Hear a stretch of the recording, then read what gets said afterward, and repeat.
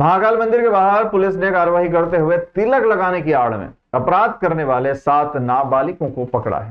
ये नाबालिग चोरी और जेब कटी की वारदात को अंजाम देते थे। पुलिस ने तिलक की थाली लेकर घूमने वाली महिला साथ ही पुरुषों को मंदिर परिसर से खदेड़ दिया और बुजुर्गों को समझाइश देकर छोड़ दिया गया। महाकाल मंदिर के आसपास तिलक लगाने की आड़ में अपराध करने वाले गिरोह सक्रिय हैं। इसमें बड़ी संख्या में नाबालिग बच्चे भी शामिल हैं। ये बच्चे श्रद्धालुओं को तिलक लगाकर दक्षिणा मांगते हैं और नहीं देने पर विवाद करते हैं। कुछ लोग केवल तिलक लगाने का काम करते हैं, लेकिन कुछ इसकी आड़ में जेब कटी और चोरी की वारदात को भी अंजाम देते हैं। पुलिस को लगातार शिकायतें मिल रही थी कि महाकाल मंदिर के आसपास तिलक लगाने वाले बच्चे चोरी और जेब कटी की वारदात को अंजाम देते हैं। इसके बाद पुलिस ने कार्रवाई करते हुए 7 नाबालिगों को पकड़ा है और उन्हें बाल संप्रेषण गृह भेज दिया गया। पुलिस आगे की भी ऐसी ही कार्रवाई जारी रखेगी ताकि श्रद्धालुओं को सुरक्षित और शांतिपूर्ण माहौल में दर्शन करने का अवसर मिल सके। श्रद्धालुओं को सावधानी बरतनी होगी और ऐसे लोगों से सावधान रहना होगा जो तिलक लगाने की आड़ में अपराध करते हैं। पुलिस की कार्रवाई से ऐसे अपराधियों में खौफ है, लेकिन अभी भी ऐसे कई लोग हो सकते हैं जो श्रद्धालुओं को ठगने की कोशिश कर रहे हैं। इसलिए श्रद्धालुओं को सावधानी और सतर्कता बरतनी होगी।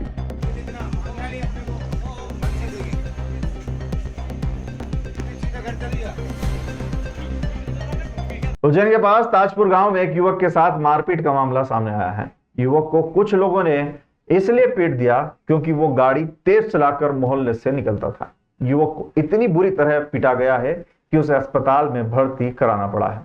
घटना का लाइव वीडियो भी सामने आया जिसमें कुछ लोग युवक को लाठी और डंडों से पीटते हुए दिखाई दे रहे हैं। वीडियो में युवक के पैर, पीठ और सिर पर चोट के गंभीर निशान आए हैं। युवक के परिजनों ने पुलिस में शिकायत दर्ज कराई है, जिसमें उन्होंने बताया है कि गांव के पाटीदार समाज के लोगों ने युवक को मारा है। पुलिस ने 4 लोगों के खिलाफ प्रकरण दर्ज कर मामले की जांच शुरू कर दी है। युवक का उपचार फिलहाल उज्जैन के चरक अस्पताल में जारी है। ग्रामीण क्षेत्रों में आए दिन इस तरह की घटनाएं देखने को मिलती रहती है, जहां दबंग व्यक्ति अपने से कम उम्र के या कमजोर व्यक्ति को दबाने का प्रयास करते रहते हैं। उज्जैन जा रहा था तो उन्होंने रास्ते में सुभाष पाटीदार, कमल पाटीदार, राहुल पाटीदार, विष्णु पाटीदार और सुभाष पाटीदार, इन्होंने इसको रोका, इसके साथ मारपीट करी और मेरे पास फ़ोन आया। मैं भी दुकान पे बैठा हुआ था, दुकान से मैं वहाँ गया, हमने बीच बचाव करा, हाथ पाँव जोड़े, इन्होंने नहीं छोड़ा और इसको मारते हुए इनके कुएँ पे ले गए जान से मारने के लिए। हम जान से मार देंगे इसे आज। कुएँ पे ले गए, मेरी मिसेज और मेरा बालक इनको छुड़वाने गए उनके कुएँ पे। मेरी मिसेज के साथ और मेरे बालक के साथ भी उन्होंने मारपीट करी और मैं थाने पे आ गया पुलिस रहने। फिर पुलिस द्वारा इनके कुएँ पे से इनको लेके आया। कहाँ की घटना पूरी है? ये ताजपुर की घटना है, मक्सी रोड ताजपुर, थाना पवासा। मध्य प्रदेश के शिवपुरी जिले में एक दर्दनाक हादसा हुआ, जिसमें महाराष्ट्र से झालावाड़ जा रहे कारोबारियों की कार डिवाइडर से टकरा गई।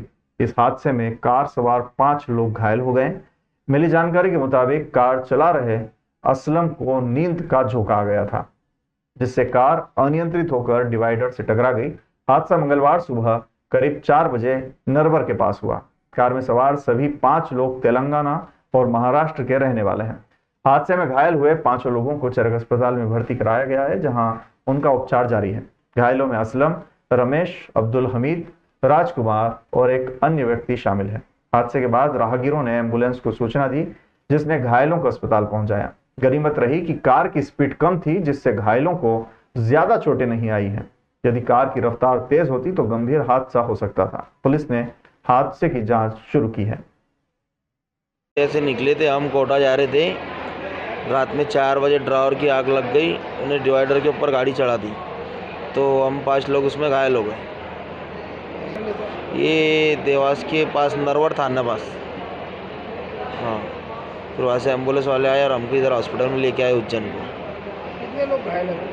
5 कोर्ट में जा रहे थे, कोर्ट में। मुख्यमंत्री डॉक्टर मोहन यादव के प्रस्तावित कार्यक्रम स्थल महिदपुर स्थित वराह मिहिर खगोलीय वेधशाला डोंगला का कलेक्टर रोशन कुमार सिंह और पुलिस अधीक्षक प्रदीप शर्मा ने निरीक्षण किया। निरीक्षण कर कलेक्टर सिंह ने हेलीपैड स्थल का निरीक्षण कर हेलीपैड पर लेवलिंग साथ ही अन्य आवश्यक कार्य करने के निर्देश दिए।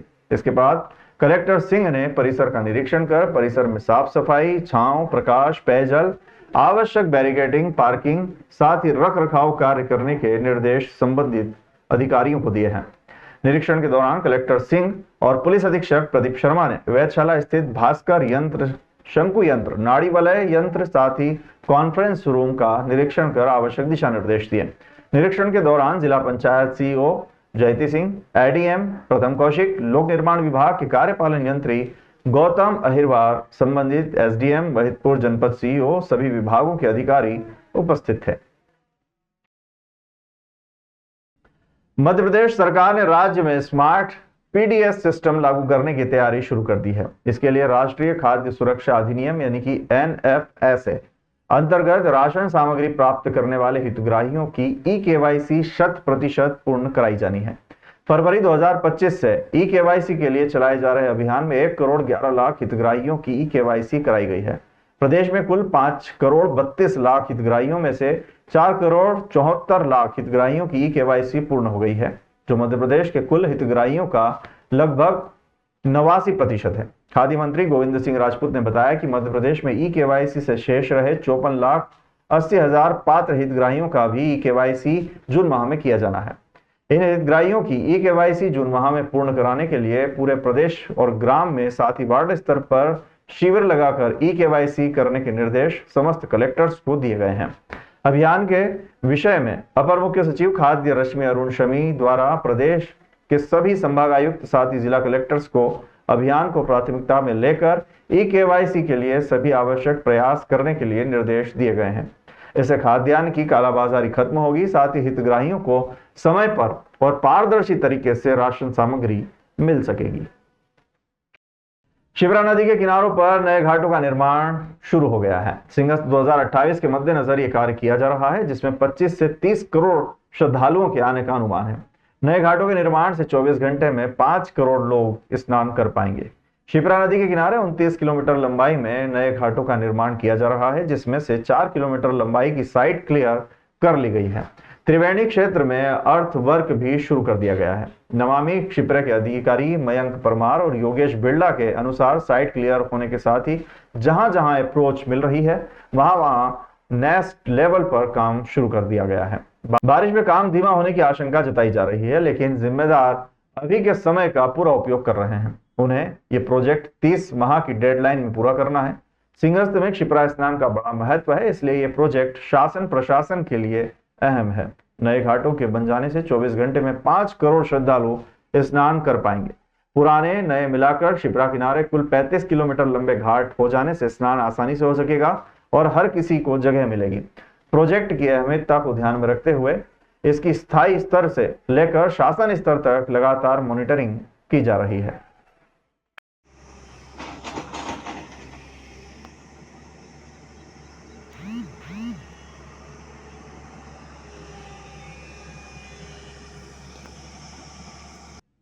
कांग्रेस के संगठन सृजन अभियान के तहत विधानसभा महिदपुर में केंद्रीय पर्यवेक्षक नदीम जावेद पहुंचे।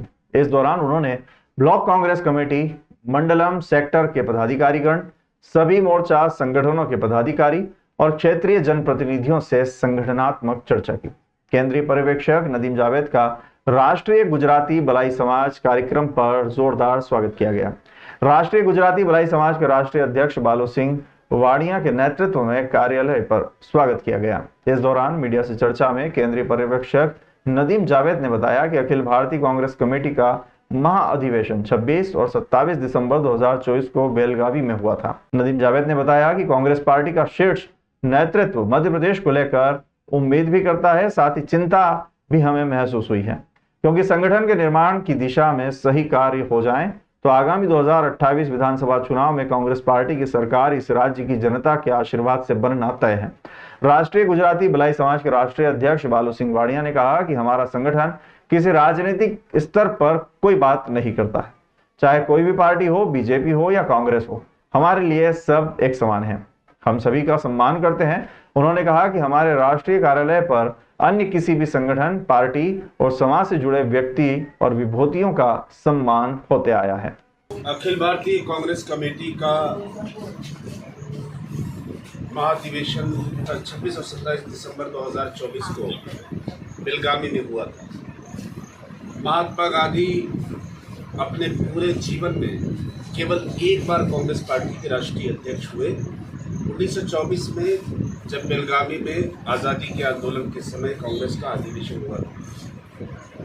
उनकी याद में 2024 यानी 100 साल के बाद कार्यक्रम का आयोजन हुआ और वहाँ पर पार्टी ने ये फैसला किया कि 2025 का जो वर्ष होगा वो वर्ष संगठन को बनाने का वर्ष होगा।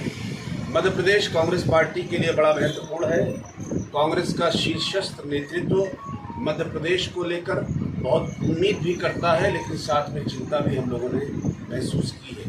वो इसलिए कि संगठन के निर्माण की दिशा में अगर ठीक से काम हो जाए तो आगामी 2028 के विधानसभा के चुनाव में कांग्रेस की सरकार इस राज्य की जनता के आशीर्वाद से निश्चित रूप से बन जाएगी।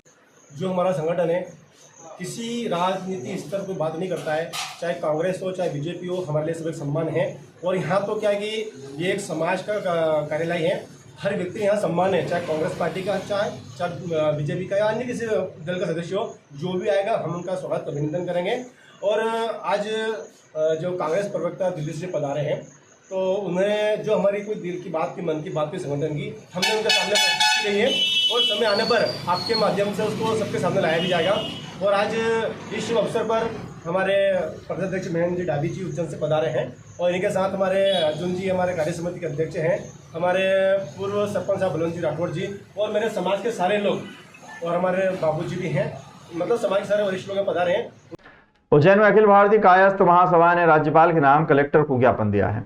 इस ज्ञापन में कथावाचक पंडित प्रदीप मिश्रा पर कार्यवाही की मांग की गई है। प्रदीप मिश्रा द्वारा महाराष्ट्र में अपनी कथा के दौरान भगवान चित्रगुप्त पर विवादित बयान को लेकर कायस्थ समाज के लोगों में आक्रोश है।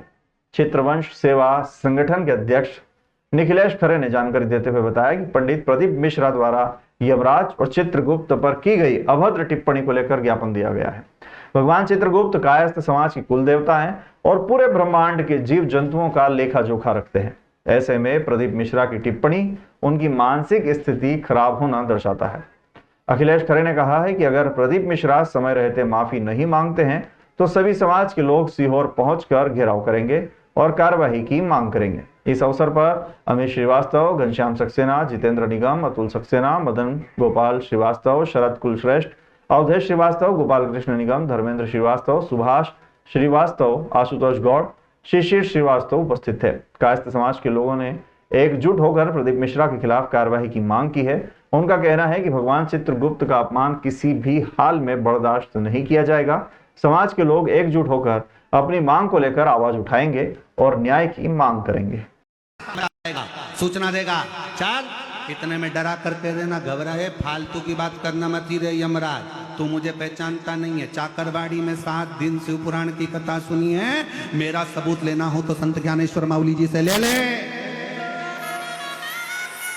तेरे साथ तो नहीं जाऊंगा। यमराज को घबरा कर भागा। यमराज ने कहा किसको भेजूं? फिर अगला संदेशा चित्रगुप्त को भेजा, जाओ। तो कहा इस मुछंदर के साथ नहीं जाऊंगा। ए चित्रगुप्त, फालतू की बात करना मत, सबका हिसाब रखना, मेरा हिसाब मत रखना। मैंने तो बीड़ में कथा सुनी, मैंने तो छत्रपति संभाजी। राज्यपाल महोदय के नाम कलेक्टर जी के माध्यम से ज्ञापन दिया है। कायस्थ समाज के भगवान श्री, जो कि कायस्थ समाज ही नहीं पूरे सर्व समाज के भगवान हैं, हमारे सबका किस्मत का लेखा जोखा रखते हैं, उनके ऊपर बहुत अभद्र टिप्पणी की है, मुच्छड़ ओढ़ जाने क्या क्या शब्द बोले हैं। अगर वो इस संबंध में माफ़ी नहीं मांगते हैं तो उज्जैन के अलावा पूरे मध्य प्रदेश से एक निश्चित तारीख को एक उनका घेराव किया जाएगा। उसकी पूरी तैयारी चल रही है। सीहोर जाकर उनका पूरा घेराव किया जाएगा, उसकी पूरी तैयारी चल रही है। अगर वो माफ़ी नहीं मांगते हैं तो अगला कदम हमारा वही होगा और कानूनी कार्रवाई की जाएगी।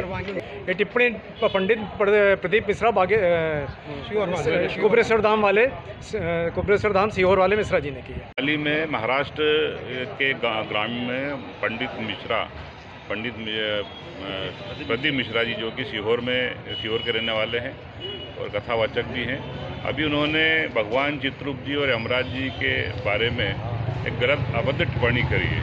क्योंकि भगवान चित्रगुप्त जी जो किसी के ऐसे मोहताज नहीं है और हिंदू धर्म के एक बड़े भगवान हैं और सब उसको विश्वास करते हैं, सब उनको मानते हैं, वो लेखा जोखा करते हैं, जीवन का लेखा जोखा सबका करते हैं। इसलिए सनातन धर्म का का फर्ज है और चित्रकूट धाम और चित्रकूट ट्रस्ट के सारे जो लोग और हमारे कायस्थ समाज के सारे जो लोग यहाँ एकत्रित हुए हैं उनका विरोध भी है और कायस्थ समाज का पूरे देश भर में विरोध है। इस बात का विरोध है कि उन्होंने जो टिप्पणी की है वो एक किसी व्यक्ति के लिए नहीं की है, उन्होंने भगवान के लिए टिप्पणी करी है और ऐसे कथावाचकों को कड़ी कार्रवाई करना चाहिए। यदि उन्होंने इस बात पर माफ़ी नहीं मांगी तो हम आगामी समय में उनका पुतला दहन करेंगे, उनके ऊपर कानूनी कार्रवाई करेंगे और उग्र आंदोलन करेंगे। आज हमने राज्यपाल महोदय के नाम से ज्ञापन दिया है और आज चेतावनी भी दी है कि अगर उन्होंने माफ़ी नहीं मांगी तो आगामी समय में हम उनका कार्रवाई करेंगे।